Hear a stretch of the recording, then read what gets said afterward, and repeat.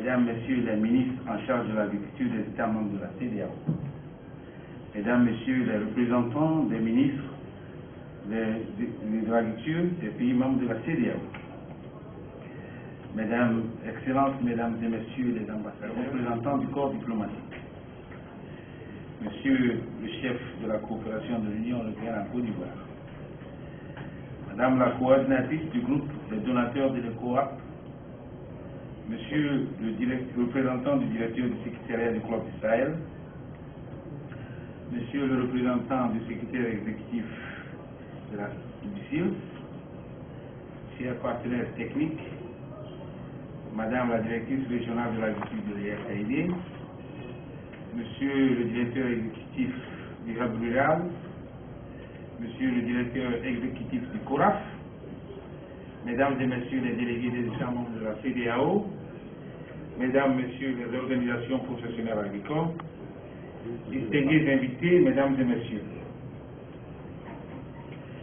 Monsieur le ministre des Ressources animales et halieutiques, Mesdames, Messieurs les ministres de l'Agriculture, avant tout propos, je voudrais, au nom de son Excellence Kadri Désiré Ouédraogo, président de la commission de la CEDEAO, exprimer la reconnaissance de notre institution à son Excellence M. Alassane Ouattara, président de la République de Côte d'Ivoire, président en exercice de la conférence des chefs d'État et de gouvernement de la CEDEAO, pour son engagement personnel dans le soutien à l'agriculture ivoirienne, ainsi que les efforts constants dans l'appui aux actions dans le secteur au niveau régional, ce qui vise l'intégration de l'espace ouest-africain. Par la même occasion, j'adresse nos remerciements et notre gratitude au gouvernement et au peuple ivoirien pour l'accueil et les facilités offertes dans le cadre de la tenue de cette importante réunion.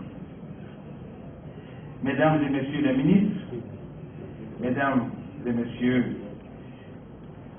les participants, qu'il me soit aussi permis, au nom de son Excellence Kadri Désiré Ouédraogo et à mon nom propre, de souhaiter la bienvenue à Abidjan, République de Côte d'Ivoire, aux ministres sectoriels qui ont fait le déplacement d'Abidjan à l'occasion de ce comité technique ministériel spécialisé pour l'agriculture, l'environnement et les ressources en eau de la CEDEAO.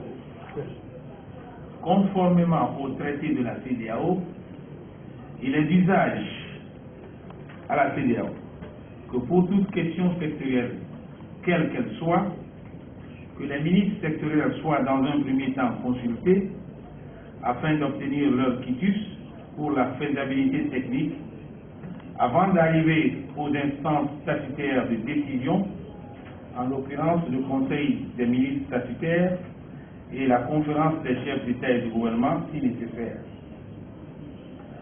Nous sommes aujourd'hui réunis à Abidjan, un des greniers de la sous-région, à l'effet d'examiner et de valider deux dossiers importants pour le développement et la transformation des agricultures de notre espace communautaire, socle des économies de nos pays de la région.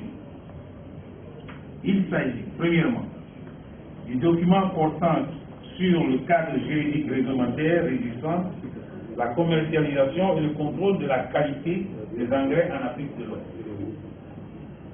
Deuxièmement, du dossier sur le projet de création d'une réserve alimentaire régionale.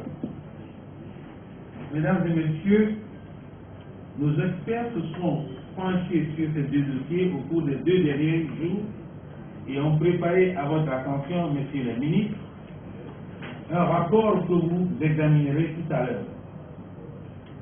Les processus de préparation de ces deux dossiers ont été participatifs et leur élaboration a démarré il y a de cela une année. On ne peut mettre en place une réserve alimentaire que s'il y a production disponible en quantité et en qualité. Et pour avoir de la production abondante, il faut des sols fertiles.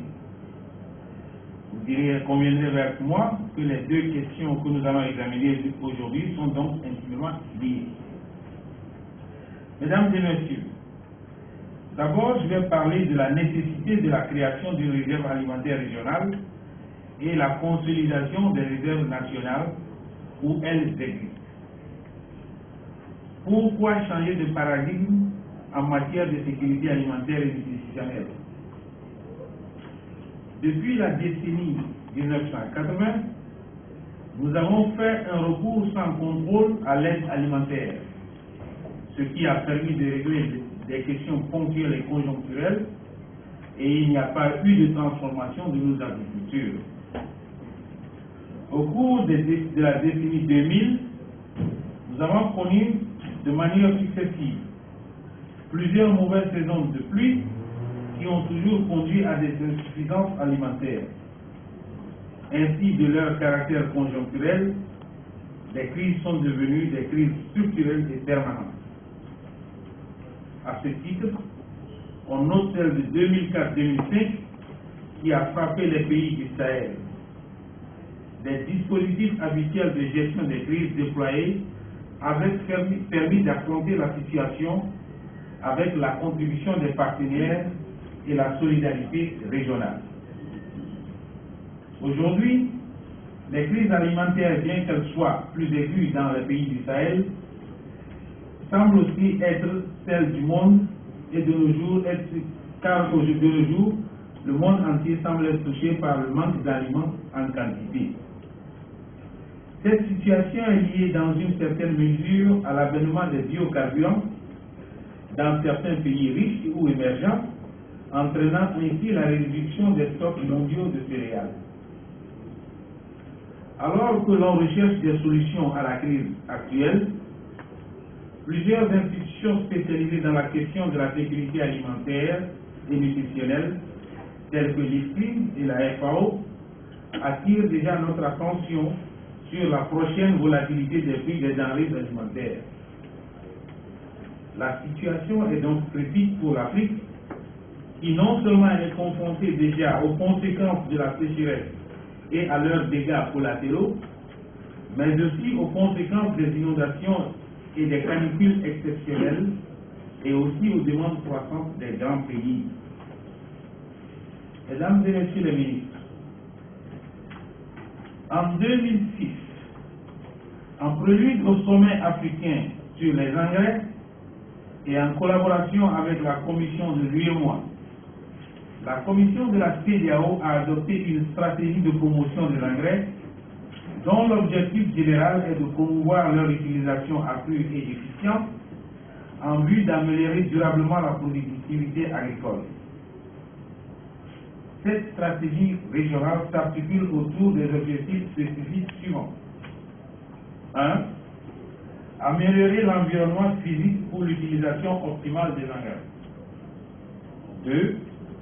Améliorer l'environnement institutionnel, réglementaire, des affaires et du marché régional des engrais. 3. Stimuler une demande solvable. Et enfin 4. Stimuler l'offre. Dans le cadre de l'amélioration institutionnelle, réglementaire, des affaires et du marché régional des engrais, les experts se sont penchés encore une fois, après un long processus, sur le cadre réglementaire des engrais dans l'espace CEDEAO.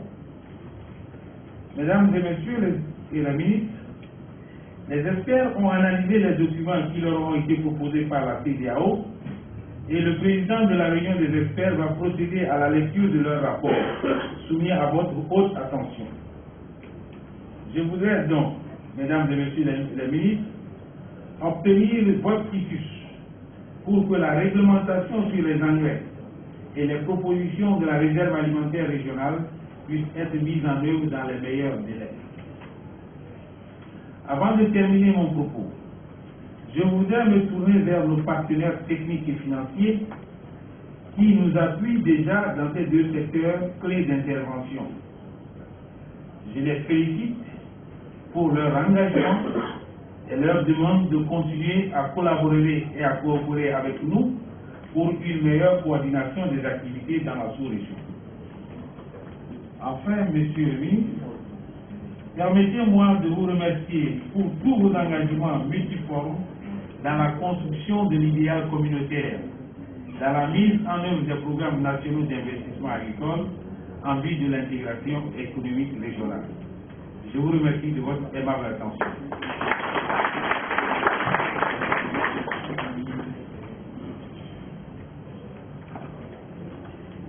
Merci, monsieur le commissaire.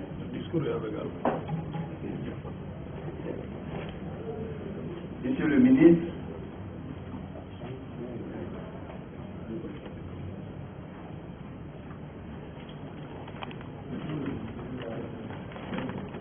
si vous voulez bien prendre la parole pour nous délivrer votre message.